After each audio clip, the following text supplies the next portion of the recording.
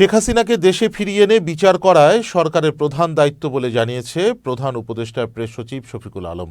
আজ দুপুরে কুষ্টিয়ায় ইসলামী বিশ্ববিদ্যালয়ের বীরশ্রেষ্ঠ হামিদুর রহমান মিলনায়তনে জুলাই বিপ্লবের আকাঙ্ক্ষা ও গণমাধ্যম শীর্ষক এই সেমিনারে তিনি কথা বলেন। শফিকুল আলম বলেন, শেখ হাসিনাকে ফিরিয়ে আনা এবং বিচারের কাঠগড়ায় দাঁড় করানোর জন্য যত ধরনের আন্তর্জাতিক চাপ সৃষ্টি করা যায় সে বিষয়ে কাজ করছে অন্তর্বর্তী সরকার।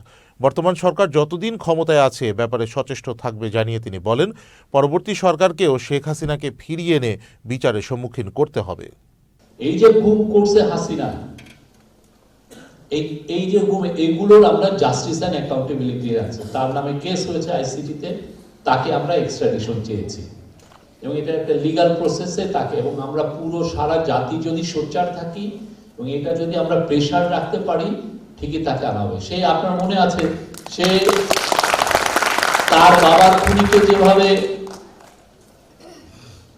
খুঁজে খুঁজে নিয়ে আসছে, ঠিক আমরাও আমাদের যতদিন আমাদের এই গভর্নমেন্ট আছে এবং পরবর্তী গভর্নমেন্ট সবাই মিলে এটা আমাদের একটা 1 নাম্বার দায়িত্ব হবে, তাকে ফিরিয়ে এনে বিচারের সম্মুখীন করা।